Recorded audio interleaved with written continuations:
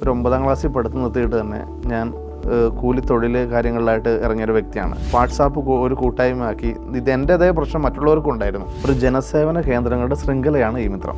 ഒരു ഇൻ്റർവ്യൂവിനെല്ലാം ആൾക്കാർ വിളിക്കാൻ തുടങ്ങിയതിന് ശേഷം മാത്രമാണ് ഇതെൻ്റെ സ്ഥാപനമാണെന്ന് അറിയാൻ തുടങ്ങിയത്. ഏതൊരു കമ്പനിയുടെയും സർവീസുകളോ അല്ലെങ്കിൽ പ്രൊഡക്റ്റുകളോ ഞങ്ങളായിട്ട് മാർക്കറ്റ് ചെയ്യാനുള്ള ഒരു അവസരം കൂടെ ഞങ്ങൾ തുറന്നു കൊടുക്കുന്നു. 5000-ഓളം ഫ്രാഞ്ചൈസിയാക്കി ഒരു പ്രൊഡക്റ്റ് ലോഞ്ച് ഹബ്ബ്, ഒരു സർവീസ് ലോഞ്ച് ഹബ്ബായിട്ട് മാറ്റുക. Hi hello, it's me Sajna സഹറാസ്. ഇൻസ്പയറിൻ്റെ ഇൻസ്പിറേഷൻ നിറഞ്ഞ മറ്റൊരു സ്റ്റോറിയിലേക്ക് ഏവർക്കും സ്വാഗതം.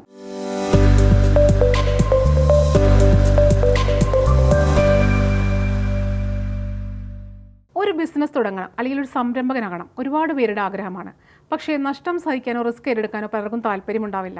അങ്ങനെയുള്ളവർക്ക് കൂട്ടായി ഒരു മിത്രമുണ്ടെങ്കിലോ?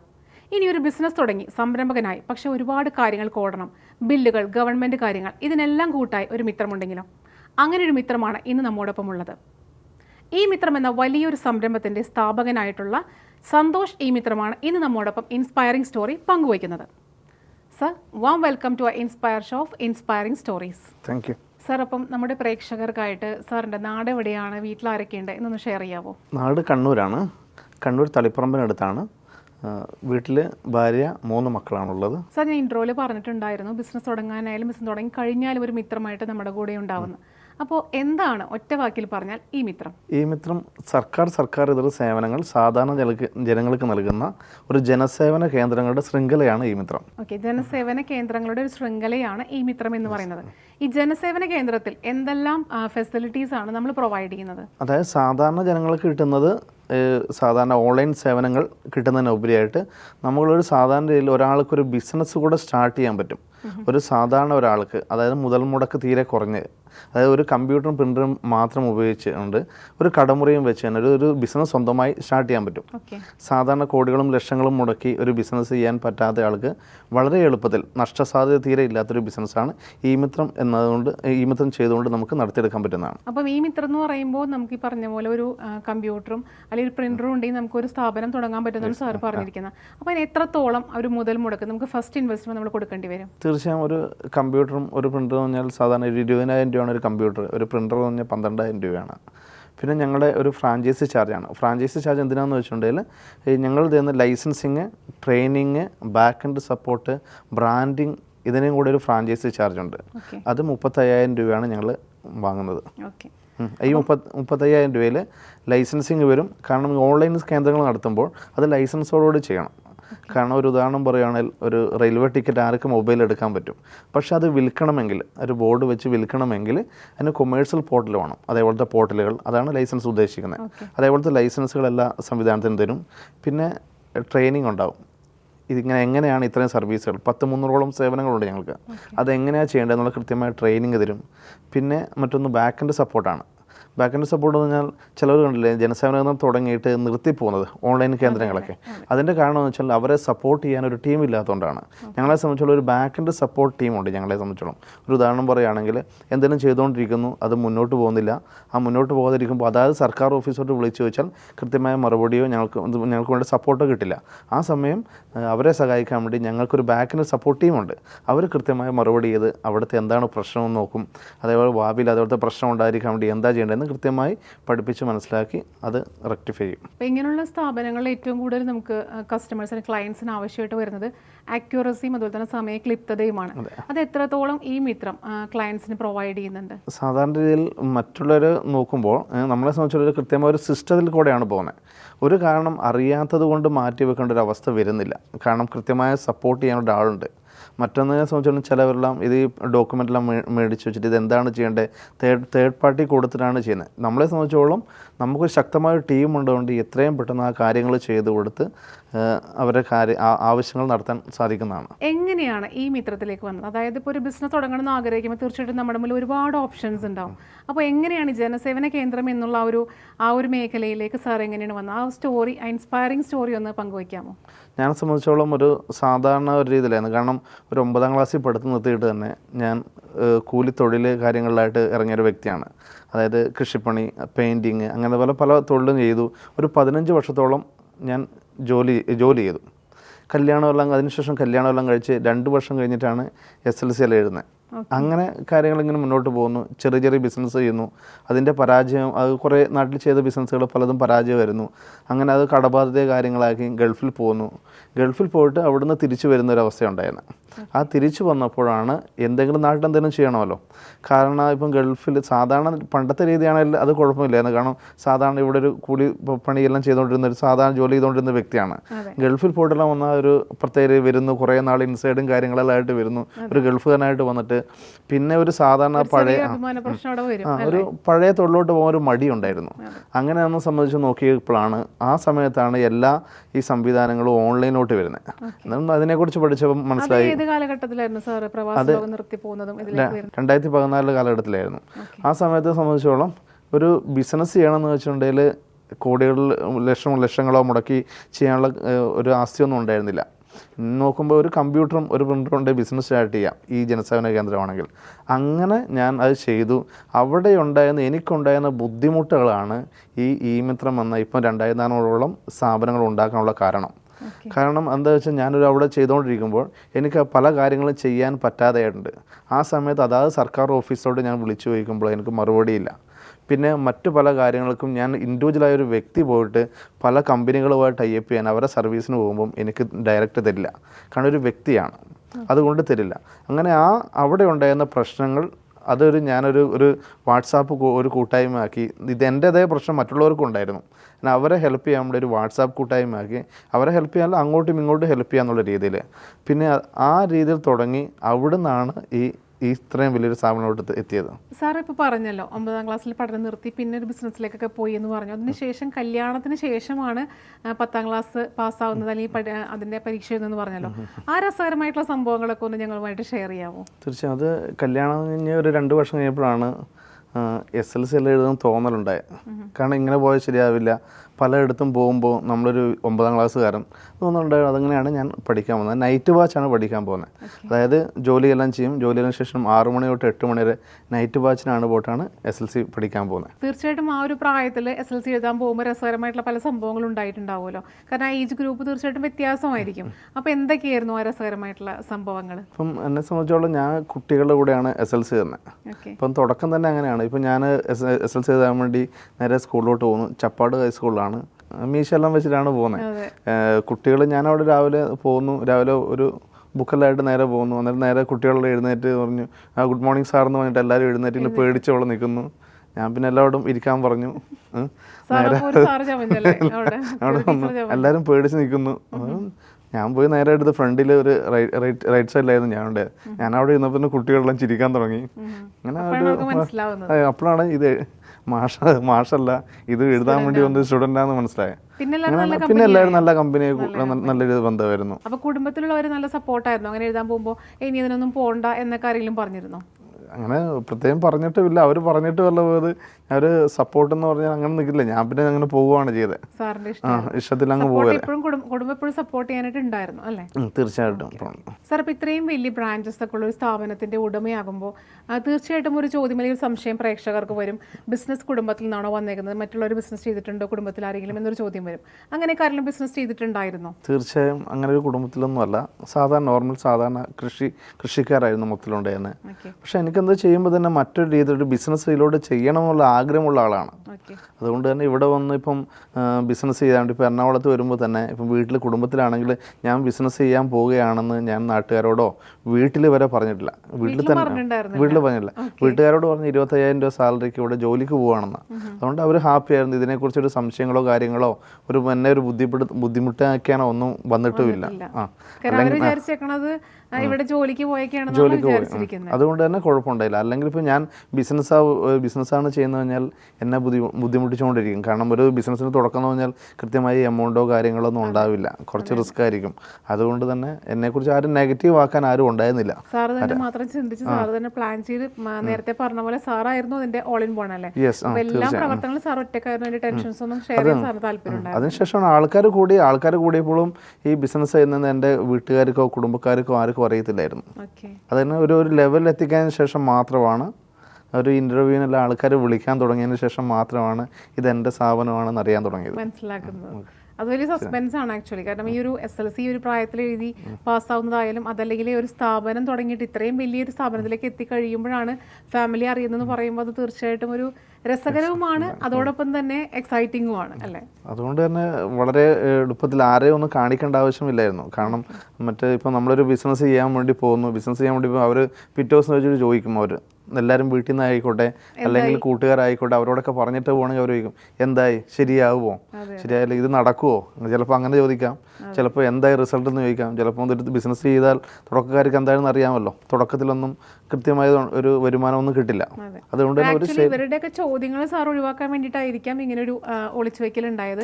എങ്കിൽ പോലും സാറിന് നല്ല ഹോപ്പ് ഉണ്ടായിരുന്നു ഇത് സക്സസിലേക്ക് എത്തുന്നുള്ള ഹോപ്പ്? തീർച്ചയായും ഉണ്ടായിരുന്നു. അതുകൊണ്ട് തന്നെയാണ് ഒരു രൂപ പോലും വരുമാനം കിട്ടാതിരുന്നപ്പോഴും ഇത്രയും ടീമിന് ആദ്യത്തെ കണ്ടീഷനിൽ ഞാൻ പറയുകയാണെങ്കിൽ എനിക്ക് ഓർക്കുന്നു, ഞാൻ ഓൺലൈനിൽ ലോൺ എടുത്തിട്ട് തന്നെയാണ് മറ്റുള്ളവർ നമ്മുടെ സ്റ്റാഫിന് സാലറി കൊടുത്തുകൊണ്ടിരുന്നത്.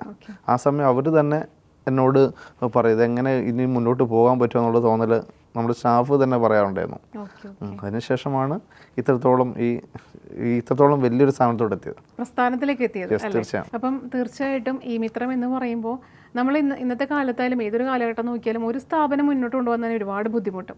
അതേ സമയത്ത് ഒരു എബവ് 2000 ബ്രാഞ്ചസ് ആണ് ഈ മിത്രത്തിനുള്ളത്. അപ്പോൾ തീർച്ചയായിട്ടും അതിൻ്റെ തലവേദന എന്ന് പറയുന്നത് ചെറുതായിരിക്കില്ല, അത്രയും വലുതായിരിക്കും. അപ്പോൾ ഒരു വലിയ ടീം തന്നെ സാറിന് അതിനൊപ്പം ഉണ്ടോ, സാർ ഒറ്റയ്ക്കാണോ ഇത് ഹാൻഡിൽ ചെയ്യുന്നത്? തുടക്കം വന്നത് ഒറ്റയ്ക്കായിരുന്നു. തുടക്കത്തെ കാരണം വെച്ചാൽ ആദ്യം ഒരു വലിയൊരു ലക്ഷങ്ങൾ വെച്ചിട്ടോ അങ്ങനെ ചെയ്തൊരു ബിസിനസ് അല്ല. ഞാൻ തന്നെ ഗൾഫിൽ നിന്നെല്ലാം പോയി വന്നു ചെറിയൊരു എമൗണ്ട് വെച്ചിട്ട് തുടങ്ങിയതാണ്. അതായത് ചെറിയൊരു എമൗണ്ട് വെച്ചിട്ട് ചെറുതായിട്ട് തുടങ്ങിയ സംവിധാനമാണ്. ആദ്യത്തെ സെയിൽസ്മാൻ ഞാൻ തന്നെയാണ്, ആദ്യത്തെ മാനേജർ ഞാൻ തന്നെയാണ്, ആദ്യത്തെ ട്രെയിനിങ് കൊടുക്കുന്ന ആൾ ഞാൻ തന്നെയാണ്, ഓൾ ഇൻ വൺ. അതിനുശേഷമാണ് പതുക്കെ ഓരോന്നായിട്ട് ഓരോ ആളായിട്ട് കൂടുകയാണ് ചെയ്തത്. കണ്ണൂരാണ് ആദ്യം ഇത് സ്റ്റാർട്ട് ചെയ്തതെങ്കിലും അതിനുശേഷം നേരെ എറണാകുളത്ത് വന്നു. എറണാകുളത്ത് ഒരു ഓഫീസിലൊരു സിംഗിൾ സീറ്റിലാണ് സ്റ്റാർട്ട് ചെയ്തത്. അവിടെ നിന്നാണ് ഇത്രത്തോളം വലിയൊരു ടീമായിട്ട് വളർന്നു വന്നത്. അപ്പോൾ എനിക്ക് ചോദിക്കാനുള്ള മറ്റൊരു ചോദ്യം, ഈ മിത്രത്തിലേക്ക് വന്നപ്പോൾ അതിൽ എന്തെല്ലാം പ്രതിസന്ധികൾ സാറ് നേരിടേണ്ടി വന്നിട്ടുണ്ട്? ഈ മിത്രത്തിനെ സംബന്ധിച്ചോളം ഞാനൊരു ഫ്രാഞ്ചൈസി കൊടുക്കുകയാണ് ചെയ്തത്. അവിടെ സംബന്ധിച്ചോളം എന്നെ സംബന്ധിച്ചോളം ഞാൻ ഈ കാര്യങ്ങളൊക്കെ എനിക്ക് അറിയാവുന്ന ആളാണ്. പിന്നെ നല്ലൊരു ശക്തമായ ടീമും ഉണ്ടായിരുന്നു. പിന്നെ അവിടെ വന്നൊരു ബുദ്ധിമുട്ടെന്ന് പറഞ്ഞാൽ ആ കൊറോണ സമയത്താണ്. ശരിക്കും ആ കൊറോണ സമയത്ത് ഞങ്ങൾ തീരുമാനിച്ചാണ് ഇതെല്ലാം നിർത്താം എന്നുള്ള കണ്ടീഷൻ ഞങ്ങൾ ടീം തീരുമാനിച്ചതാണ്. ഞങ്ങളുടെ ടീമടക്കം തീരുമാനിച്ചു. പക്ഷെ അന്നൊരു മനസ്സിലൊരു തോന്നൽ തോന്നി, ഇത് നിർത്തുന്നില്ല, ഏതായാലും ഇവിടെ നിന്ന് തുടങ്ങാന്നുള്ള എല്ലാ നമ്മൾ നേരിട്ട് 1 to 1 ആയി ചെയ്തുകൊണ്ടിരിക്കുന്ന സംഭവങ്ങളെല്ലാം ഓൺലൈനോട്ട് മാറ്റി. പിന്നെ ഇത് എസൻഷ്യൽ സർവീസ് ആയതുകൊണ്ട് തന്നെ ഈ ഓൺലൈൻ ജനസേവന കേന്ദ്രങ്ങൾ തുറന്നു പ്രവർത്തിക്കാമായിരുന്നു. അതുകൊണ്ട് തന്നെ ആ കാലഘട്ടത്തിൽ കൂടുതൽ വിജയം ഉണ്ടായത്. അതായത് സാറിന് ഉണ്ടായിട്ടുള്ള പ്രതിസന്ധിയാണ് വീണ്ടും തീർച്ചയായിട്ടും ഒരു സംരംഭത്തിലേക്ക് എത്തിയത്. അതുപോലെ തന്നെ മറ്റുള്ളവർക്കും അങ്ങനത്തെ ഒരു പ്രചോദനമാകാൻ വേണ്ടിയിട്ട് ഒരുപാട് ബ്രാഞ്ചസ് സാർ ഇട്ട് കൊടുത്തിട്ടുണ്ട്. അപ്പോൾ സാർ നേരത്തെ പറഞ്ഞൊരു 35,000 ഉണ്ടെന്നുണ്ടെങ്കിൽ പിന്നെ ഒരു കമ്പ്യൂട്ടറും ഒരു ചെറിയൊരു റൂമും നമുക്ക് സെറ്റാക്കിയിട്ട് നമുക്ക് ഈ ഒരു സ്ഥാപനം തുടങ്ങാൻ സാധിക്കുമെന്ന്. അപ്പോൾ ഇപ്പോൾ പ്രവാസ ലോകം കഴിഞ്ഞു വരുന്ന ഒരുപാട് ആൾക്കാരുണ്ട്. അപ്പോൾ അവർക്കും ഇത് വളരെ യൂസ്ഫുൾ ആയിരിക്കുള്ളൂ ഈ മിത്രം സ്റ്റാർട്ട് ചെയ്യാനായിട്ട്. പക്ഷേ ഇതിനെന്തെങ്കിലും ഒരു ഏജ് കാറ്റഗറി ഉണ്ടോ? ഇപ്പോൾ ഈ ഒരു പ്രായത്തിലുള്ളവർക്ക് സ്റ്റാർട്ട് ചെയ്യാൻ പറ്റുന്ന ഒരു കാറ്റഗറി അങ്ങനെ എന്തെങ്കിലും ഉണ്ടോ? അങ്ങനെ ഒന്നുമില്ല, ഒരു കാറ്റഗറി ഇല്ല. കാരണം ഞങ്ങൾക്ക് ഡോക്യുമെൻ്റായി വേണ്ടത് ആകെ ആധാർ കാർഡും പാൻ കാർഡുമാണ് അവരെ വേണ്ടു. പിന്നെ അവരെ സംബന്ധിച്ചുള്ള സർവീസ് മെൻറ്റാലിറ്റി ഉണ്ടാകണം. പിന്നെ അതേപോലെ തന്നെ ഒരു ജോലി ചെയ്യാനുള്ളൊരു തോന്നലും വേണം. അല്ലാതെ വെറുതെ ഒരു രീതിയിൽ പോരാ, മടി പിടിച്ചാൽ ഒരു സർവീസ് മെൻറ്റാലിറ്റി ഉള്ള ഏതൊരാൾക്കും ചെയ്യാൻ പറ്റുന്നതാണ്. കാരണം അതിൻ്റെ വാല്യൂ എന്ന് പറയുകയാണെങ്കിൽ ഒരു നാട്ടിൽ തന്നെ പെൻഷൻ ഇല്ലാത്തവർ പെൻഷനായി കൊടുക്കാം, പാസ്പോർട്ട് ഇല്ലാത്തവർക്ക് പാസ്പോർട്ടായി കൊടുക്കാം. അങ്ങനെ ഒരാൾ ജനന സർട്ടിഫിക്കറ്റ് മരണ സർട്ടിഫിക്കറ്റ് വരെ ഓൺലൈനാണ് ചെയ്യുന്നത്. ഇത്രയും സംവിധാനങ്ങൾ ചെയ്തു കൊടുത്ത് ഒരു മാന്യമായ വരുമാനം ഉണ്ടാക്കാൻ പറ്റുന്ന ഒരു അവസരമാണ്. അതുകൊണ്ട് തന്നെ സാധാരണ ഇപ്പോൾ ഞങ്ങളെ സംബന്ധിച്ചോളം അത് പറയുകയാണെങ്കിൽ ആൻഡ്രോയിഡ് മൊബൈൽ ഉപയോഗിക്കാൻ അറിയാവുന്നവർ തന്നെ ഞങ്ങളുടെ ട്രെയിനിങ്ങിലൂടെ ശക്തമായി തന്നെ നല്ല രീതിയിൽ ബിസിനസ് ചെയ്യുന്നു. പിന്നെ അതേപോലെ തന്നെ വീട്ടിലിരിക്കുന്ന കല്യാണമെല്ലാം കഴിഞ്ഞു, പല നാട്ടിൽ നിന്ന് വന്ന് കല്യാണമെല്ലാം കഴിഞ്ഞ് ഉള്ള സ്ത്രീകളൊക്കെ വെറുതെ ഇരിക്കുന്നവർ ഇതിനെക്കുറിച്ച് മനസ്സിലാക്കി അവർക്കൊരു ശക്തമായൊരു തൊഴിൽ, ഒരു സ്വന്തമായിട്ടൊരു ബിസിനസ് ആരംഭിച്ച് ധാരാളം ആൾക്കാർ ചെയ്യുന്നുണ്ട്. അപ്പം ഇത്രയും നേരം നമ്മൾ പറഞ്ഞത് ഒരുപാട് ഫെസിലിറ്റീസ് നമ്മൾ പ്രൊവൈഡ് ചെയ്യുന്നുണ്ടെന്ന് പറഞ്ഞു. പക്ഷേ ഇതുമായിട്ട് ബന്ധമില്ലാത്തൊരു സ്ഥാപനം വരികയാണ്, ഈ മിത്രത്തിനോട് വരികയാണെങ്കിൽ അവരുമായിട്ട് എങ്ങനെയാണ് അസോസിയേറ്റ് ചെയ്യാൻ പറ്റുക? ലൈക്ക് മാർക്കറ്റിംഗ് ഫീൽഡിലൊക്കെ അവരെ ഹെൽപ്പ് ചെയ്യുന്നുണ്ടോ? തീർച്ചയായും ഉണ്ട്. അതായത് ഈ മിത്രം 3 രീതിയിലാണ് ചെയ്യുന്നത്.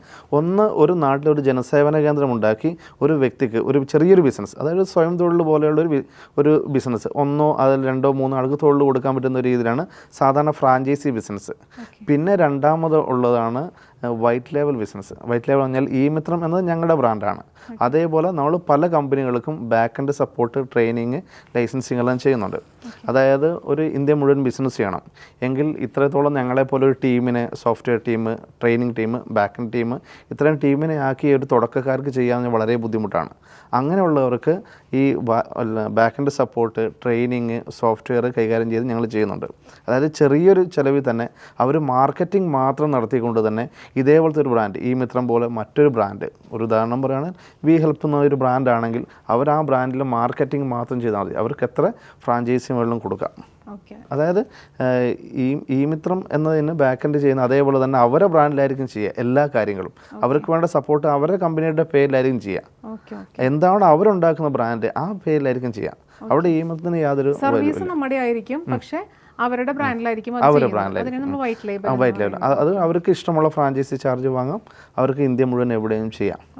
ഓക്കെ. പിന്നെ മറ്റൊന്നെന്ന് പറഞ്ഞാൽ മറ്റ് കമ്പനിയുടെ സർവീസ്, തേർഡ് പാർട്ടി സർവീസുകൾ. അതായത് ഇപ്പം ഏതൊരു കമ്പനിയുടെ ആണെങ്കിലും സർവീസ്, ഇപ്പം ബാങ്കിങ് കാര്യങ്ങളായിക്കോട്ടെ, ഇപ്പം എന്തൊരു സർവീസാണെങ്കിലും, ഇപ്പം GST സർവീസ് ആയിക്കോട്ടെ, മാട്രിമോണി സർവീസ് ആയിക്കോട്ടെ, ഇതൊക്കെ ഞങ്ങളിലൂടെ ചെയ്യുന്നുണ്ട്.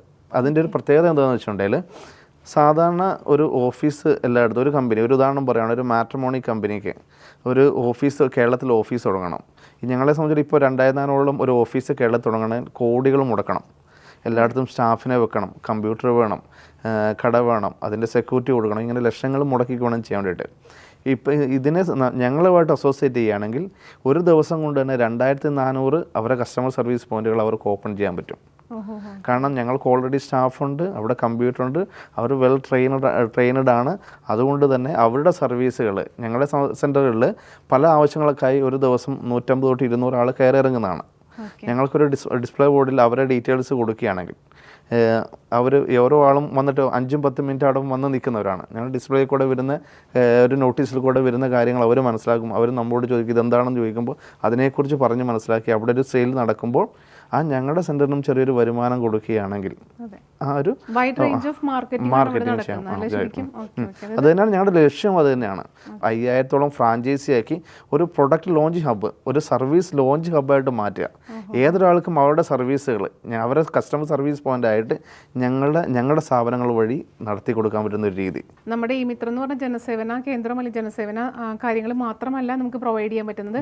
ഒരുപാട് കമ്പനികൾ വരികയാണെങ്കിൽ അവരുടെ അസോസിയേറ്റ് ചെയ്ത് അവരുടെ മാർക്കറ്റിംഗ് ആയിട്ടുള്ള എല്ലാ കാര്യങ്ങളും നമുക്ക് ചെയ്തു കൊടുക്കാനായിട്ട് സാധിക്കും. അതായത് നമ്മുടെ സ്ഥാപനത്തിൽ വരികയാണെങ്കിൽ എല്ലാ സേവനങ്ങളും ഞങ്ങളുടെ സെന്റർ വഴി നടത്താൻ പറ്റും. ഇനി സാറിനോട് മറ്റൊന്ന് ചോദിക്കാനുള്ള, എന്താണ് ഇതിന്റെ എക്സ്പാൻഷൻസ് അല്ലെങ്കിൽ അതർ ഫെസിലിറ്റീസ് എന്തൊക്കെയാണ് പ്രൊവൈഡ് ചെയ്യാനായിട്ട് ഉദ്ദേശിക്കുന്നത്? ഈ മിത്രത്തെ സംബന്ധിച്ചോളം 2026 ആകുമ്പോഴത്തേനും 5000-ഓളം ഫ്രാഞ്ചൈസി കേരളത്തിലുണ്ടാക്കി ഒരു പ്രൊഡക്റ്റ് ലോഞ്ച് ഹബ്ബ് അല്ലെങ്കിൽ സർവീസ് ലോഞ്ച് ഹബ്ബാക്കി മാറ്റുക എന്നാണ് ഈ മിത്രത്തിൻ്റെ ഉദ്ദേശം. അപ്പം ഇപ്പം നമ്മുടെ കേരളത്തിൽ ജനസേവന ഈ മിത്രം കേന്ദ്രങ്ങളുണ്ട്.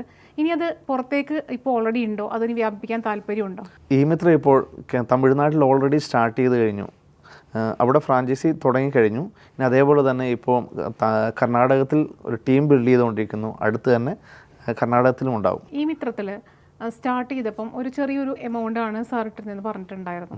അപ്പോൾ ഇതുപോലെ തന്നെ മറ്റൊരു സംരംഭകനെ സ്റ്റാർട്ട് ചെയ്യാനായാലും ആ ഒരു ചെറിയ എമൗണ്ട് തന്നെ മതിയായിരിക്കും.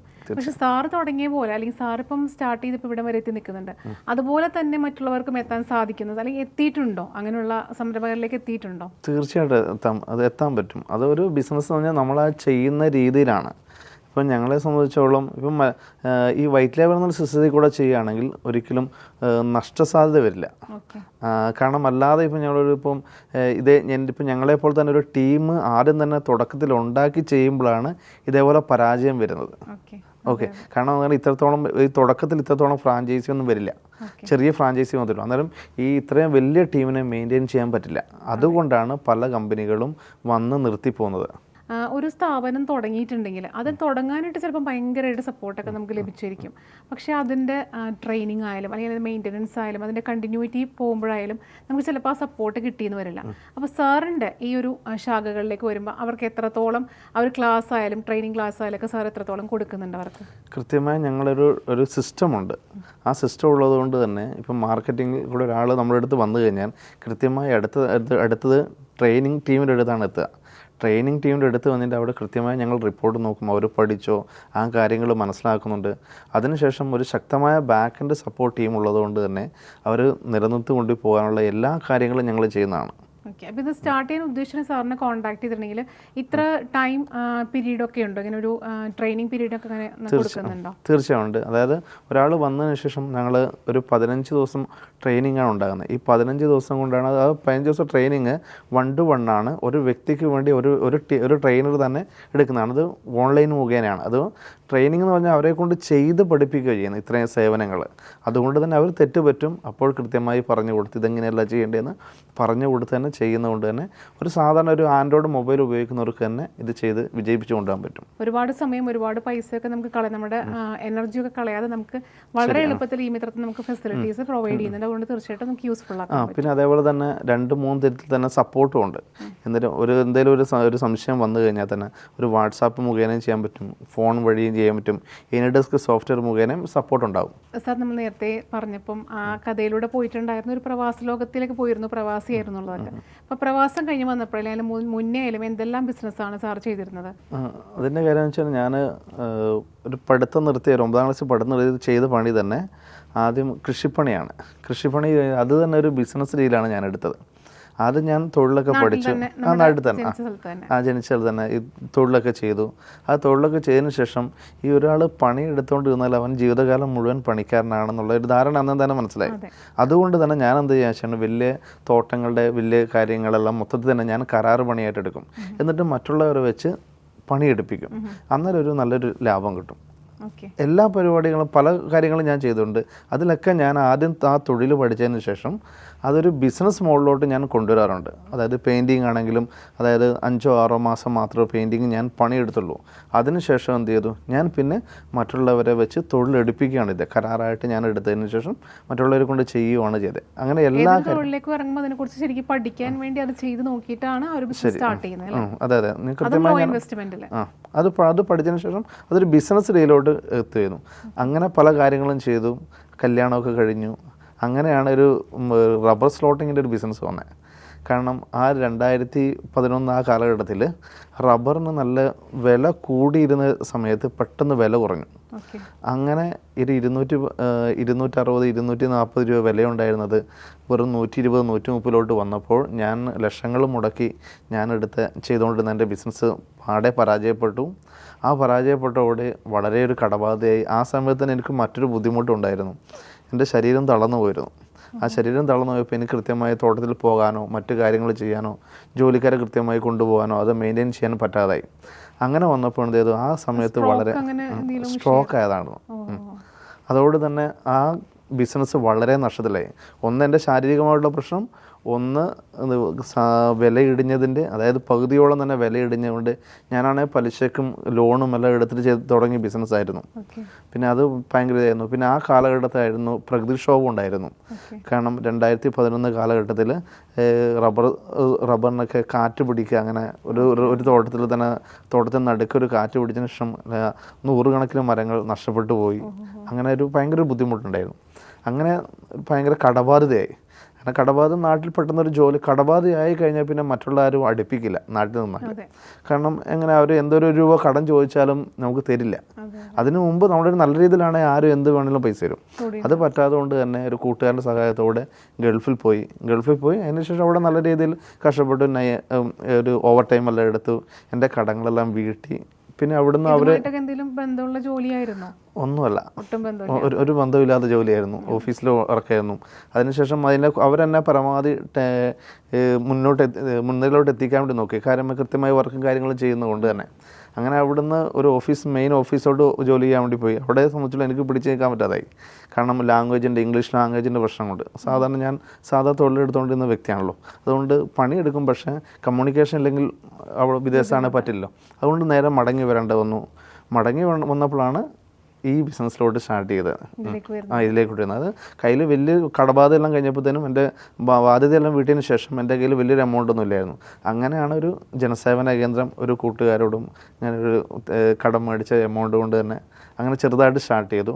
അത് എത്ര രൂപയിലാണ് സ്റ്റാർട്ട് ചെയ്തത്? 90,000 രൂപയ്ക്കാണ് ഒരു ജനസേവന കേന്ദ്രം അന്ന് സ്റ്റാർട്ട് ചെയ്തത്. അത് അന്നത്തെ എമൗണ്ട് ഞാൻ നല്ലൊരു രീതി തന്നെ ചെയ്തിരുന്നു. 3 കമ്പ്യൂട്ടറൊക്കെ വെച്ച് നല്ല രീതിയിൽ തന്നെ ബിസിനസ് ചെയ്തിരുന്നു. അവിടെ സംബന്ധിച്ചോളം നല്ലൊരു ബിസിനസ് ഉണ്ടായിരുന്നു. കാരണം ഞാൻ കാര്യങ്ങൾ കൃത്യമായി ചെയ്യുമായിരുന്നു. ഒരാൾ എന്തെങ്കിലും ചെയ്യാനും വന്നിട്ടുണ്ടെങ്കിൽ അത് അന്ന് തന്നെ ചെയ്ത് തീർക്കും. അതേപോലെ തന്നെ അങ്ങനെ രാത്രി 9 അതുകൊണ്ട് തന്നെ അവിടെ ഇത്ര ബിസിനസ് നല്ല തിരക്കും കാര്യങ്ങൾ വന്നപ്പോഴാണ് ഇതേപോലെ ബിസിനസ് ചെയ്യുന്ന ആൾക്കാരെല്ലാം ചില സ്ഥാപനങ്ങൾ തുടങ്ങിയിട്ട് അത് മുന്നോട്ട് പോകാതെ ആൾക്കാർ എൻ്റെ അടുത്ത് വന്നു, ഇതെങ്ങനെ നിങ്ങളിങ്ങനെ ചെയ്യുന്നതെന്ന് മനസ്സിലാക്കി. അങ്ങനെ അവിടെ ചെറിയൊരു വാട്സാപ്പ് കൂട്ടായ്മയാക്കി. ആ വാട്സാപ്പ് കൂട്ടായ്മ കുറേ നാൾ ഈ ഞായറാഴ്ചകളിൽ ഞാനൊരു ട്രെയിനിങ് എടുക്കും. അന്നേരം ചെറിയൊരു എമൗണ്ട് ആ സമയത്ത് ഒരു ചെറിയ എമൗണ്ടെല്ലാം വാങ്ങും. പിന്നെയാണ് തോന്നിയത് ഇതൊരു ബിസിനസ്സായിട്ട് എടുക്കാന്നുള്ള കണ്ടീഷൻ. അതായിരുന്നു ഒരു ഇൻസ്പയറിംഗ് പോയിന്റ് എന്ന് പറയുന്നത് സ്ഥാപനത്തിലേക്ക് എത്താനുള്ള സ്റ്റാർട്ട് ചെയ്യും. പിന്നെ അതിനുശേഷം ഈ ബിസിനസ്സിൻ്റെ മുകളിലോട്ട് വന്നത് മറ്റൊരു രീതിയിലാണ്. അതായത് ഒരു JC എന്ന പ്രസ്ഥാനം നടത്തിയ ഒരു ഓൺട്രപ്രണർ ഹബ് എന്നൊരു മീറ്റിങ്ങിൽ റൂട്ട് സെറ്റിനെ കുറിച്ച് പറഞ്ഞു. എല്ലാ ജില്ലകളും റൂട്ട് സെറ്റ് എന്നൊരു സംവിധാനമുണ്ട്. അതായത് ഒരു സ്വയം തൊഴിലോ അല്ലെങ്കിൽ ഒരു ബിസിനസ് ചെയ്യാൻ പറ്റുന്ന ഒരു സംരംഭകരാക്കാൻ വേണ്ടിയുള്ള ഒരു ട്രെയിനിങ് സൗജന്യമായി കൊടുക്കുന്ന ഒരു സംവിധാനമാണ് റൂട്ട് സെറ്റ്. അവിടെ പോയി ഒരു 13 ദിവസത്തെ ബിസിനസ് മാനേജ്മെൻറ്റ് ഒരു കോഴ്സ് ചെയ്തു. ആ കോഴ്സ് ചെയ്തപ്പോഴാണ് ഞാൻ കുറേ നാൾ ചെയ്തത് ഒരു ബിസിനസ് മോഡലല്ല എന്ന് മനസ്സിലായി. അതിൽ ബ്രാൻഡിങ്ങും വേ അല്ല എന്ന് മനസ്സിലായി. അങ്ങനെ ബിസിനസ് ചെയ്തുകൊണ്ടെങ്കിൽ അത് മുന്നോട്ട് അധികം പോവില്ല എന്ന് മനസ്സിലായി. അവിടെ നിന്നാണ് കൃത്യമായ ബ്രാൻഡിങ് എങ്ങനെയാണ് ബ്രാൻഡിങ് ചെയ്യേണ്ടതെന്ന് മനസ്സിലായി, എങ്ങനെ മാർക്കറ്റ് ചെയ്യേണ്ടതെന്ന് മനസ്സിലായി. അവിടെ നിന്നാണ് കൃത്യമായൊരു സിസ്റ്റമാറ്റിക്കായിട്ട് കണ്ണൂരുള്ള മൈസോൺ എന്ന് പറഞ്ഞ ഒരു സ്റ്റാർട്ടപ്പ് മിഷൻ്റെ സപ്പോർട്ടോടെ പ്രവർത്തിക്കുന്ന ഒരു സ്ഥാപനമാണ് മൈസോൺ. അവിടെ ഒരു സ്പേസ് എടുത്തിട്ടാണ് സ്റ്റാർട്ട് ചെയ്തത്. ഇവിടെയല്ല, കണ്ണൂരാണ് സ്റ്റാർട്ട് ചെയ്തത്. കണ്ണൂർ സ്റ്റാർട്ട് ചെയ്തത് തന്നെ. പക്ഷേ വർക്കുകളെല്ലാം ഈ പുറത്തോട്ടാണ് വരുന്നത്. പിന്നെ അന്ന് കണ്ണൂരിൽ നിന്നാണെങ്കിലും കണ്ണൂർ തുടങ്ങിയൊരു സ്ഥാപനം എന്ന് പറയുമ്പോൾ എല്ലാവരും പെട്ടെന്ന് ഉൾക്കൊള്ളില്ല, കുറേ ദൂരത്തോട്ട്. ഇപ്പോൾ കണ്ണൂരിൽ നിന്നുള്ള ഞാൻ പോയി തിരുവനന്തപുരത്തുള്ളവരോട് പറയുമ്പോൾ ഒരു ബുദ്ധിമുട്ടാണ്. പിന്നെ തോന്നി എറണാകുളത്ത് വന്നാൽ ഏത് ബിസിനസ്സിനും ഒരു ഹബ്ബാണല്ലോ എറണാകുളം. അങ്ങനെ എറണാകുളത്ത് വന്ന് ഒരു ചെറിയൊരു സീറ്റിൽ തുടങ്ങി. ഇപ്പം എത്രത്തോളം സ്റ്റാഫ് നമ്മുടെ ഈ മിത്രത്തിലുണ്ട്? ഈ മിത്രത്തോടെ ഇപ്പം 40ഓളം സ്റ്റാഫുകൾ ഡയറക്റ്റ് വരുന്നുണ്ട്. പിന്നെ അതേപോലെ ഈ മിത്രം മൊത്തത്തിൽ വരികയാണെങ്കിൽ ഈ മിത്രത്തിൽ കൂടെ തന്നെ ഒരു 6,000-7,000 പേർക്ക് തന്നെ തൊഴിൽ നടക്കുന്നുണ്ട്. അപ്പം തീർച്ചയായിട്ടും കേരളത്തിൽ എനിക്ക് സംശയമാണ് ഒരു എബൌട്ട് 2000 ബ്രാഞ്ചസ്, 40 ഡയറക്റ്റ് സ്റ്റാഫ്, അതുപോലെ തന്നെ ഇത്രയും ഒരുപാട് ഇൻഡയറക്റ്റ് ആയിട്ടുള്ള സ്റ്റാഫുകൾക്ക് ജോലി എടുക്കാൻ പറ്റുന്ന വളരെ അപൂർവമായിട്ടുള്ളൊരു കാര്യമാണ്. അപ്പോൾ ഈ ഒരു കമ്പനിയുമായിട്ട്, ഈ മിത്രത്തിനായിട്ട് മറ്റൊരു വലിയൊരു കമ്പനി ടൈപ്പ് ചെയ്യാനായിട്ട് ഉള്ള ഒരു കാര്യം വരികയാണെങ്കിൽ അത് താല്പര്യമുണ്ടോ? ഉണ്ടെങ്കിൽ തന്നെ അതിൻ്റെ ബെനിഫിറ്റ് എന്താണ്? ഇപ്പോൾ ഈ 2400ഓളം സ്ഥാപനങ്ങളും മറ്റൊരു കമ്പനിയുടെ ഒരു കസ്റ്റമർ സർവീസ് പോയിൻ്റായിട്ട് മാറാൻ പറ്റും. ഒരു ഉദാഹരണം പറയുകയാണെങ്കിൽ ഒരു മാട്രിമോണി സർവീസ് നോക്കുക. ഈ മാട്രിമോണി സർവീസ് സാധാരണ രീതിയിൽ ഇപ്പോൾ ഇവിടെ ഇപ്പോൾ കേരളത്തിൽ നടന്നുകൊണ്ടിരിക്കുന്ന 10,000-8,000 രൂപയും വാങ്ങുന്നതിനുള്ള കാരണം അവർക്ക് എല്ലാ സ്ഥലത്തും ഓഫീസ് വേണം, സ്റ്റാഫ് വേണം, കമ്പ്യൂട്ടർ വേണം, വാടക വേണം, AC വേണം. ഇതിൻ്റെയൊക്കെ എമൗണ്ട് ആരാ കൊടുക്കണ്ടേ? സാധാരണ ഉപഭോക്താവാണ്, കസ്റ്റമറാണ് കൊടുക്കേണ്ടത്. ഇപ്പം ഞങ്ങളെ സംബന്ധിച്ചോളം ഞങ്ങൾക്ക് ഈ സംവിധാനങ്ങളെല്ലാം ഉണ്ട്. അതായത് ഒരു സ്ഥാപനം തുടങ്ങുകയാണ്, ഇപ്പം മാട്രിമോണി സർവീസ് തുടങ്ങാൻ വേണ്ടി വരുന്ന ഒരാളാണെങ്കിൽ ഞങ്ങളുമായി ടൈപ്പ് ചെയ്യുകയാണെങ്കിൽ അവർക്ക് 2,400 ഓഫീസുകൾ ഇപ്പോൾ നാളെ തന്നെ ഓപ്പൺ ചെയ്യാൻ പറ്റുന്ന രീതിയിലാണ്. കാരണം ഞങ്ങളുടെ ഹെഡ് ഓഫീസിൽ നിന്ന് ഒരു സോഫ്റ്റ് കോപ്പി എല്ലാ സെൻറ്ററിലോട്ടും അയക്കുകയാണെങ്കിൽ അത് അവിടെ നിന്ന് പ്രിൻ്റ് എടുത്ത് അവിടെ വെക്കുകയാണെങ്കിൽ ഞങ്ങളുടെ സെൻറ്ററിൽ ഒരു 100-150 ആൾ 200 ആൾ ദിവസം കയറിറങ്ങി പോകുന്നതാണ്. അതും മനസ്സിലാക്കിക്കൊണ്ട് തന്നെ അവിടെ അത്രയും ബിസിനസ് കൺവേർഷൻ നടത്താൻ പറ്റും. ഓൾറെഡി എസ്റ്റാബ്ലിഷ്ഡ് ആയതുകൊണ്ട് ഇറ്റ്സ് വെരി ഈസി ആയിരിക്കും. വളരെ ഈസി ആയിരിക്കും. കാരണം മറ്റ് കമ്പനികളെ സംബന്ധിച്ചോളം ഞങ്ങൾ ഇപ്പോൾ ഒരു ഡിജിറ്റൽ മാർക്കറ്റിംഗ് ചെയ്തു, വേറൊരു കമ്പനി മാർക്കറ്റിംഗ് ചെയ്തു. അതിപ്പം എറണാകുളത്തുള്ളൊരു കമ്പനി ഇവിടെയാണ്. അത് കണ്ണൂരുള്ളവർക്കൊരു വിശ്വസ്തത ഉണ്ടാവില്ല. ഇപ്പം ഞങ്ങളെ സംബന്ധിച്ചുള്ള ഇത്രത്തോളം 2,400 ഫ്രാഞ്ചൈസി ഉണ്ട്. ഇത് മുഖേനയാണ് ഒരു പ്രൊഡക്റ്റ് സെയിൽ ചെയ്യുന്നതെങ്കിൽ ആൾക്കൊരു വിശ്വസ്തത കൂടുതലുണ്ടാവും. പിന്നെ അവരെ തന്നെ എന്തെങ്കിലും മറ്റ് സർവീസ് കാര്യങ്ങളുണ്ടെങ്കിൽ അവരുമായി ടൈപ്പ് ചെയ്താൽ മതിയല്ലോ. അവർക്ക് ഏറ്റവും അറിയപ്പെടുന്ന ഒരാൾ തന്നെ നമ്മുടെ നാട്ടിലുണ്ടല്ലോ. അതെ അതെ. അതുകൊണ്ട് അവർ ഏതൊരു കമ്പനിയുടെയും സർവീസുകളോ അല്ലെങ്കിൽ പ്രൊഡക്റ്റുകളോ ഞങ്ങളായിട്ട് മാർക്കറ്റ് ചെയ്യാനുള്ള ഒരു അവസരം കൂടെ ഞങ്ങൾ തുറന്നു കൊടുക്കുന്നു. ഞാൻ പറഞ്ഞ പോലെ ഒരു എല്ലാ തരത്തിലും ഒരു മിത്രമായിട്ട് ഈ മിത്രം കൂടെ ഉണ്ടാവും. തീർച്ചയായും ഉണ്ടാവും. സാർ ഇപ്പോൾ പറഞ്ഞല്ലോ മാട്രിമോണി കാര്യങ്ങളൊക്കെ പറഞ്ഞു, അതുമായിട്ട് ബന്ധപ്പെട്ടുള്ള അസോസിയേറ്റ് ചെയ്തിട്ടുള്ള വർക്കുകളൊക്കെ പറഞ്ഞു. ഇത് കൂടാതെ മറ്റേതെല്ലാം സംരംഭങ്ങൾ അല്ലെങ്കിൽ എന്തെല്ലാം ഫെസിലിറ്റീസ് ആണ് പ്രൊവൈഡ് ചെയ്യുന്നത്? നമ്മളെ സംബന്ധിച്ചോളം മറ്റൊന്ന് പറയുകയാണെങ്കിൽ ഇപ്പം GST സർവീസുകൾ, ഇപ്പം GST സർവീസുകൾ ഇപ്പം സാധാരണ രീതിയിൽ ജനസേവന കേന്ദ്രങ്ങളിൽ ചെയ്യാൻ ബുദ്ധിമുട്ടാണ്. കാരണം GST സർവീസ് അത്രത്തോളം പഠിക്കണം. ഞങ്ങളെ സംബന്ധിച്ചോളം പോക്കറ്റ് ടാക്സ് ഒരു കമ്പനിയായി ടൈപ്പ് ചെയ്തേക്കുവാണ്. ആയതുകൊണ്ട് തന്നെ അവരെ സംബന്ധിച്ചോളം ഡോക്യുമെൻറ്റുകൾ മേടിച്ചുകയാണെങ്കിൽ സർവീസുകളൊക്കെ ഈ കമ്പനിയാണ് കാര്യങ്ങൾ ചെയ്യുന്നത്. പക്ഷേ അല്ലെ സർവീസ് അവർ ചെയ്യുന്ന സർവീസിൽ ലാഭം ഇവരുമായിട്ട് ഷെയർ ചെയ്യുകയും ചെയ്യും.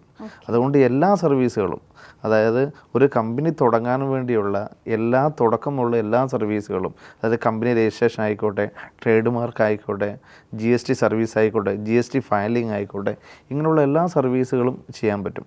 അത് ഞങ്ങൾ ഈ നേരത്തെ പറഞ്ഞില്ല, തേർഡ് പാർട്ടി സർവീസുകൾ കൊടുക്കുന്നില്ലേ, അങ്ങനെ മറ്റു കമ്പനികൾ ടൈപ്പ് ചെയ്യുന്നതാണ്. GST എന്നൊക്കെ പറയുമ്പോൾ തന്നെ ആളുകൾക്ക് തലവേദന. അപ്പോൾ ആ GSTയുടെ കാര്യങ്ങളെല്ലാം നമ്മൾ ഹാൻഡിൽ ചെയ്യുന്നു പറയുമ്പോൾ തീർച്ചയായിട്ടും ഈ മിത്രം വെരി സ്പെഷ്യൽ ആവുകയാണ് അവിടെ, അല്ലേ? തീർച്ചയായും. അതായത് ഒരാൾക്ക് ഇപ്പോൾ വളരെ ആവശ്യമായിട്ടുള്ള ചെറിയ ചെറിയ കാര്യങ്ങൾ, ഇപ്പം പാസ്പോർട്ട് എടുക്കലും ആധാർ കാർഡ് അങ്ങനെയുള്ള കാര്യങ്ങൾ തൊട്ട് വലിയൊരു കമ്പനിക്ക് വേണ്ട എല്ലാ കാര്യങ്ങളും നമ്മൾ ഈ മിത്രം ചെയ്തു കൊടുക്കുന്നത്. ഇനി ഇപ്പോൾ മറ്റൊന്ന് ചോദിക്കുകയാണെങ്കിൽ, ഇപ്പോൾ ഒരുപാട് ജനസേവന കേന്ദ്രങ്ങൾ നമ്മുടെ നാട്ടിൽ വരുന്നുണ്ട്, അങ്ങനെ കൂണുപോലെ പൊട്ടിമുളച്ച് വരുന്നുണ്ട്. അപ്പോൾ എങ്ങനെയാണ് ഈ മിത്രം അതിൽ നിന്നെല്ലാം സ്പെഷ്യൽ ആവുന്നത്? ഞങ്ങളുടെ ബാക്ക് എൻഡ് സപ്പോർട്ടാണ് ഒന്ന് എടുത്തു പറയേണ്ടത്. കാരണം അവിടെ വന്നാൽ കാര്യങ്ങൾ ചെയ്തു പോകാൻ പറ്റും എന്നത് തന്നെയാണ് ഏറ്റവും നല്ലത്. പിന്നെ അതേപോലെ തന്നെ ഞങ്ങൾ തേർഡ് പാർട്ടി കമ്പനികളെ ടൈപ്പ് ചെയ്തുകൊണ്ട്, ഞങ്ങളുടെ വിഷയം തന്നെ പറഞ്ഞല്ലോ, എല്ലാ കമ്പനികളുടെയും ഒരു പ്രൊഡക്റ്റ് ലോഞ്ച് ഹബ്ബായിട്ട് മാറുക എന്നാണ്. ഇപ്പോൾ LIC വരെ ഞങ്ങൾ ടൈപ്പ് ചെയ്തു. LIC പോളിസികൾ ഞങ്ങളുടെ സെൻറ്റർ വഴി കിട്ടും. ഓക്കെ, ആ രീതിയിൽ പല കമ്പനികളും ഞങ്ങളുമായി ടൈപ്പ് ചെയ്യുന്നുണ്ട്. ഞങ്ങളൊരു ഹിഡൻ ചാർജോ കാര്യങ്ങളോ ഒന്നും ഞങ്ങളുടെ ഫ്രാഞ്ചൈസിയോട് വാങ്ങുന്നില്ല. അവർക്ക് വേണ്ട ട്രെയിനിങ് സപ്പോർട്ട് ഞങ്ങൾ കൊടുക്കുന്നില്ലാതെ അവരൊരു വരുമാനത്തിൽ ഷെയറിങ്ങോ അങ്ങനത്തെ കാര്യങ്ങളോ ഒന്നും ചെയ്യുന്നില്ല. തേർഡ് പാർട്ടി സർവീസ് എന്ന് പറയുമ്പോൾ തന്നെ ഇപ്പോൾ ഞങ്ങളെ സംബന്ധിച്ച് സ്റ്റഡി അബ്രോഡ് നമ്മൾ ചെയ്യുന്നുണ്ട്. അതിൽ കൂടെ തന്നെ നല്ല രീതിയിൽ നമ്മുടെ സെൻറ്ററുകൾക്ക് വരുമാനം ഉണ്ടാക്കുന്ന ഒരവസരം കൂടെ കൊടുക്കുന്നു. പിന്നെ സ്റ്റുഡൻസിനോട് ഞങ്ങൾ ₹1 പോലും സർവീസ് ചാർജായിട്ട് വാങ്ങുന്നില്ല. അതൊക്കെ എടുത്തു പറയേണ്ട സർവീസുകളാണ്. അതായത് നേരത്തെ പറഞ്ഞ പോലെ ഒരു സ്റ്റുഡൻ്റ് ആയിട്ടായാലും അല്ലെങ്കിൽ ബിസിനസ്സിലേക്ക് വരുന്നവരായാലും ഏത് തലത്തിലുള്ള ആൾക്കാർക്കായാലും അവർക്ക് വേണ്ടിയിട്ടുള്ള ഒരുപാട് കാര്യങ്ങൾ നമ്മൾ ജനസേവനത്തിൽ ചെയ്തു കൊടുക്കുന്നുണ്ട്. ഈ മിത്രം അത് പ്രൊവൈഡ് ചെയ്യുന്നുണ്ട്. തീർച്ചയായും. സാർ നേരത്തെ പറഞ്ഞല്ലോ സ്റ്റഡി അബ്രോഡ് കാര്യങ്ങൾ നമ്മൾ ചെയ്തു കൊടുക്കുന്നു പറഞ്ഞല്ലോ. അപ്പോൾ അതെന്തെല്ലാം കാര്യങ്ങളാണ് കുട്ടികൾക്ക് വേണ്ടിയിട്ട് നമ്മൾ ചെയ്തു കൊടുക്കുന്നത്? ഇപ്പം വിദേശത്തോട്ട് പഠിക്കാൻ പോകുന്ന ഒരു കുട്ടിയെ സംബന്ധിച്ചോളം മറ്റ് ചില സ്ഥലങ്ങളിലെല്ലാം അവരുടെ ഡോക്യുമെൻ്റ് കൊടുക്കുക തന്നെ അവരോട് ക്യാഷ് മേടിച്ച് വെക്കാറുണ്ട്. കാരണം അതുകൊണ്ട് തന്നെ പലർക്കും വിദ്യാഭ്യാസത്തിന് മുന്നോട്ട് പോകാനുള്ള ബുദ്ധിമുട്ടുകൾ വരുന്നുണ്ട്. ഞങ്ങളെ സംബന്ധിച്ചോളം യൂണിവേഴ്സിറ്റി ഡയറക്റ്റാണ് ഫീസെല്ലാം വരുന്നത്. അതുകൊണ്ട് തന്നെ അവരെ സംബന്ധിച്ചോളം കുട്ടികളോട് ഒരു എമൗണ്ട് വരെ ഞങ്ങൾ വാങ്ങുന്നില്ല, ഞങ്ങളുടെ സെൻറ്ററുകാരെ വാങ്ങുന്നില്ല. University ഡയറക്റ്റാണ് counselling സൗജന്യമായിട്ടാണ്. അതുകൊണ്ട് ധൈര്യമായിട്ട് ഏതൊരാൾക്കും വിദേശ പഠനത്തിന് വേണ്ടിയുള്ള എല്ലാ സൗകര്യങ്ങളും ഞങ്ങൾ വഴി ചെയ്തു കൊടുക്കുന്നതാണ്. അത് തേർഡ് പാർട്ടി പോലെ അല്ല പ്രവർത്തിക്കുന്നത്. തീർച്ചയായിട്ടും നമ്മളൊരു ഡയറക്റ്റ് പോലെ തന്നെയാണ് ഈ മിത്രം അവരെ ഹെൽപ്പ് ചെയ്യുന്നത്, അല്ലേ? തീർച്ചയായും. ഒരു കുട്ടിക്കായാലും നല്ല ബുദ്ധിമുട്ടായിരിക്കുള്ളൂ. ഇപ്പോൾ ഒരു എബ്രോഡ് സ്റ്റഡി എന്ന് പറയുമ്പോൾ തീർച്ചയായിട്ടും ഒരുപാട് ടെൻഷൻസ് ഉണ്ടാവും. പക്ഷെ നാട്ടിൽ ചെയ്യേണ്ട കാര്യങ്ങളെല്ലാം ഈ മിത്രം ഇങ്ങനെ ഹെൽപ്പ് ചെയ്യുന്നുണ്ടെങ്കിൽ അത് ഏതൊരു കുട്ടിക്കും വിദ്യാഭ്യാസം വളരെ എളുപ്പമാക്കി കൊടുക്കുകയാണ്. തീർച്ചയായിട്ടും മറ്റൊരു ചോദ്യം കൂടെ ചോദിക്കുകയാണെങ്കിൽ, ഇപ്പം 2000-ഓളം അല്ലെങ്കിൽ എബവ് 2000 ബ്രാഞ്ചസ് ഉണ്ടെന്ന് പറഞ്ഞല്ലോ. അപ്പോൾ ഏത് ജില്ലയിലാണ് ഇതിൽ ഏറ്റവും കൂടുതൽ ബ്രാഞ്ചസ് ഉള്ളത്? ഇപ്പോൾ കണ്ണൂർ ജില്ലയിലാണ് കൂടുതലുള്ളത്. കണ്ണൂർ ജില്ലയിൽ 280ഓളം ഫ്രാഞ്ചൈസികളുണ്ട്. അപ്പോൾ ഈ ഒരു 280 ബ്രാഞ്ചസ് ഉണ്ടാകുമ്പോൾ തീർച്ചയായിട്ടും അതിന് എന്തെങ്കിലും ഒരു ചിട്ടകളോ അല്ലെങ്കിൽ എന്തെങ്കിലും റൂൾസ് ഉണ്ടാവില്ലേ? ഇത്രത്തോളം ബ്രാഞ്ചസ് അല്ലെങ്കിൽ ഇത്രത്തോളം അകലത്തിലാണ് ഈ ഒരു ജനസേവന കേന്ദ്രം വേണ്ടതെന്നുള്ളൊരു എന്തെങ്കിലും ഒരു നിയമം ഉണ്ടാവില്ലേ? ഉണ്ട്. അതിനിപ്പോൾ സാധാരണ ഞങ്ങളൊരു 500 മീറ്ററാണ് ടൗൺ ഏരിയയിൽ വെക്കുന്നത്. അല്ലെങ്കിൽ സാധാരണ ഒരു ഗ്രാമത്തിലാണ് ഒന്നേ കൊടുക്കുകയുള്ളൂ. പക്ഷേ ടൗൺ ഏരിയയെ സംബന്ധിച്ചോളം ഒരു നല്ല ടൗണിൽ 4-5 ഫ്രാഞ്ചൈസികളുള്ള ഏരിയ ഉണ്ട്. കാരണം അവിടുത്തെ പോപ്പുലേഷൻ അനുസരിച്ചാണ്. ആ ഒരു പോപ്പുലേഷനും പിന്നെ ആ ഒരു സ്ഥലത്തിന്റെ വിസ്തീർണം അനുസരിച്ചായിരിക്കും ചിലപ്പോൾ ഈ ഒരു ബ്രാഞ്ചസ് നമ്മൾ സെറ്റ് ചെയ്ത് കൊടുക്കുന്നത്. പിന്നെ എന്താണെന്ന് തന്നെ ഞങ്ങൾ ഒരു ഫ്രാഞ്ചൈസി ഉള്ളവരോട് ചോദിച്ചതിന് ശേഷം മാത്രമാണ് തൊട്ടടുത്തൊരു ഫ്രാഞ്ചൈസി കൊടുക്കുകയുള്ളൂ. അതായത് മറ്റൊരു ഫ്രാഞ്ചൈസി ഉള്ള ആൾക്കാരോടാണെങ്കിൽ അവരോട് ചോദിച്ചിട്ട് ഞങ്ങളുടെ ഫ്രാഞ്ചൈസിക്കാരോട് ചോദിച്ചിട്ട് അവരെ അനുഭവത്തോട് മാത്രമേ നമ്മൾ മറ്റുള്ളവർക്ക് കൊടുക്കുള്ളൂ. കാരണം 2 പേർക്കും ബിസിനസ് കൃത്യമായി കിട്ടുന്ന ഒരു ഏരിയ ആണെങ്കിൽ മാത്രമേ അവിടെ വേറെ ആൾക്ക് കൊടുക്കുള്ളൂ. തീർച്ചയായിട്ടും ജനങ്ങൾക്ക് ഒരു സേവനമായിട്ട് കിട്ടുകയും വേണം. നമ്മൾ ബിസിനസ് തുടങ്ങുമ്പോൾ അവർക്കൊരു ബെനിഫിറ്റ് ഉണ്ടാവുകയും വേണം. അതിനുവേണ്ടി തീർച്ചയായിട്ടും ഇങ്ങനത്തെ ഒരു ഇൻഫർമേഷൻ കളക്ട് ചെയ്ത ശേഷം മാത്രമേ ആ ഒരു ബ്രാഞ്ച് അവിടെ സെറ്റ് തൊട്ടടുത്തടുത്ത് നമ്മൾ ഫ്രാഞ്ചൈസി കൊടുക്കാറില്ല. ചെയ്തിട്ട് കാര്യമില്ല. രണ്ടാൾക്കും ഒരു ബുദ്ധിമുട്ടാവില്ലേ? ഇപ്പൊ നമ്മുടെ ബ്രാഞ്ചസ് സ്റ്റാർട്ട് ചെയ്തിട്ട് അത് ഒന്നിൽ കൂടുതൽ അല്ലെങ്കിൽ ചിലപ്പോൾ ഒരു 10ൽ കൂടുതലൊക്കെ ആക്കിയിട്ടുള്ള ക്ലയൻസ് ഉണ്ടോ? 10ൽ കൂടുതൽ 4 എണ്ണം എടുത്ത ആൾക്കാരുണ്ട്. ഓക്കെ, അപ്പോൾ അവർ ഇനിയും ബ്രാഞ്ചസ് എടുക്കാൻ താല്പര്യപ്പെടുന്നു. തീർച്ചയായും ഒരാൾ തന്നെ 4, ഒരു കുടുംബത്തിൽ തന്നെ 4 പേര് ബിസിനസ് ചെയ്യുന്നുണ്ട്. അപ്പോൾ അത്രയും ലാഭം ഉള്ളത് കൊണ്ടാണല്ലോ അവരതിലേക്ക് വരുന്നത് അല്ലേ? റിസ്ക് ഫ്രീ ആണ്. കാരണം ലക്ഷങ്ങൾ മുടക്കി ഇപ്പോൾ ഒരു ഉദാഹരണം പറഞ്ഞാൽ ഒരു തുണിക്കട തുടങ്ങുകയാണ്, ലക്ഷങ്ങൾ മുടക്ക് വേണമെന്നല്ല, അതല്ല ഒരു മോഡൽ മാറിയാൽ സ്റ്റോക്ക് ഫെയിലാവും. അങ്ങനെ പല കാര്യങ്ങളും ഉണ്ട്. ഞങ്ങളെ സംബന്ധിച്ചുള്ള എന്താണുള്ള ഒരു കമ്പ്യൂട്ടറും പ്രിന്ററുമാണ് അല്ല, പിന്നെ ഒരു സമൂഹത്തിൽ നിലയം വിലയുള്ള ഒരു ബിസിനസ്സാണ്. ഒരു ജനസേവനമാണ്, ഒരു സർവീസ് ആയതുകൊണ്ട് തന്നെ. തീർച്ചയായിട്ടും നമ്മൾ നേരത്തെ പറഞ്ഞ പോലെ ഒരു ഏജ് കാറ്റഗറി ഇല്ല, സ്ത്രീകൾക്കായാലും നമുക്ക് ഈ ഒരു ബിസിനസ് സ്റ്റാർട്ട് ചെയ്യാമെന്ന് പറഞ്ഞിരുന്നു. അപ്പോൾ അങ്ങനെ സ്റ്റാർട്ട് ചെയ്യാൻ ഉദ്ദേശിക്കുന്നവർക്ക്, ഈ വീഡിയോ കാണുമ്പോൾ അങ്ങനെ സ്റ്റാർട്ട് ചെയ്യാൻ താല്പര്യമുള്ളവർക്ക്, ഒരു ബിസിനസ് ചെയ്യണം അല്ലെങ്കിൽ ഒരു ജോലി ചെയ്യണമെന്ന് താല്പര്യമുള്ളവർക്ക് എങ്ങനെയാണ് ഇത് സാറിനായിട്ട് കോൺടാക്ട് ചെയ്ത് ഈ ഒരു കാര്യങ്ങളിലേക്ക് എത്തേണ്ടത്? ഞങ്ങളുടെ ഓഫീസ് എറണാകുളം കടവന്ത്രയാണ്. നേരിട്ട് അവിടെ വന്ന് വിസിറ്റ് ചെയ്തിട്ട് കൃത്യമായി ഞങ്ങളുടെ ഓഫീസിനെ കുറിച്ച് കൃത്യമായി പഠിച്ച് കാര്യങ്ങൾ ഡയറക്റ്റും ചെയ്യാം. അതേപോലെ തന്നെ ഞങ്ങളുടെ ഇത്രത്തോളം ഫ്രാഞ്ചൈസി ഉണ്ടെങ്കിലും ഇതിൽ ആ ചുരുക്കം പേര് മാത്രമേ ഞങ്ങളുടെ ഓഫീസിൽ എത്തിയിട്ടുള്ളൂ. ബാക്കിയെല്ലാം ഓൺലൈനിലാണ്. കാരണം അവർക്കറിയാം മറ്റൊരിടത്തെല്ലാം പ്രവർത്തിക്കുന്നത് എങ്ങനെയാണെന്ന് അറിയുന്നതുകൊണ്ട് തന്നെ ഞങ്ങളുമായിട്ട് ഡയറക്റ്റ് നമ്മൾ ഫോൺ വിളിച്ച് കാര്യങ്ങൾ സംസാരിച്ച് ചെയ്യാനും പറ്റും. പിന്നെ അതല്ലാതെ ഞങ്ങളുടെ സൈറ്റുണ്ട് www.emitram.com എന്ന സൈറ്റിൽ കയറി അതിൽ രജിസ്റ്റർ ന്യൂ CSP എന്ന ലിങ്ക് വഴി ക്ലിക്ക് ചെയ്തിട്ട് അവിടെ അതിന് വേണ്ട ഡീറ്റെയിൽസ് കൊടുക്കുകയാണെങ്കിൽ അപ്പോൾ തന്നെ ഓഫീസ് ഞങ്ങൾ കോൾ ബാക്ക് ഉണ്ടാകും. അവർ എന്താണ് ചെയ്യേണ്ടതെന്ന് കൃത്യമായി പറഞ്ഞു തരും. പിന്നെ അതിനുശേഷം ട്രെയിനിങ്, ലൈസൻസിങ്, ബാക്കിൻ്റെ സപ്പോർട്ട്, ബ്രാൻഡിങ്ങും ഉണ്ടാകും. അപ്പോൾ തീർച്ചയായിട്ടും ഒരു ലോ ഇൻവെസ്റ്റ്മെൻറ്റ്, റിസ്ക് ഫ്രീ ആയിട്ടുള്ള ഒരു ബിസിനസ് സ്റ്റാർട്ട് ചെയ്യാൻ താല്പര്യമുള്ളവർക്ക് തീർച്ചയായിട്ടും ഈ മിത്രം സ്റ്റാർട്ട് ചെയ്യാം. സാറിനെ കോൺടാക്ട് ചെയ്യാവുന്നതാണ്. തീർച്ചയായും 9ാം ക്ലാസ്സോടെ പഠനം നിർത്തുകയും അതിനുശേഷം ഒരുപാട് ചെറുതും വലുതുമായിട്ടുള്ള ജോലികൾ, പ്രവാസ ലോകം ഇതെല്ലാം കഴിഞ്ഞ് നാട്ടിലേക്ക് വന്ന് ഒരു ജനസേവന കേന്ദ്രം സ്റ്റാർട്ട് ചെയ്യും. അതിൽ നിന്നും 2400-ൽ പരം ബ്രാഞ്ചസുകൾ സ്റ്റാർട്ട് ചെയ്ത ഈ മിത്രം എന്ന ഒരു വലിയ പ്രസ്ഥാനത്തിൻ്റെ ഫൗണ്ടറായിട്ടുള്ള സന്തോഷ് സാറിൻ്റെ ഇൻസ്പയറിംഗ് സ്റ്റോറീസാണ് നമ്മൾ ഇത്രയും നേരം കേട്ടത്. അപ്പോൾ ഇനിയും ഒരുപാട് ഇൻസ്പയറിംഗ് സ്റ്റോറീസ് ഇൻസ്പയറിലൂടെ കാണുന്നതുവരെ, കേൾക്കുന്നതുവരെ, it's me Sajna Sara signing of.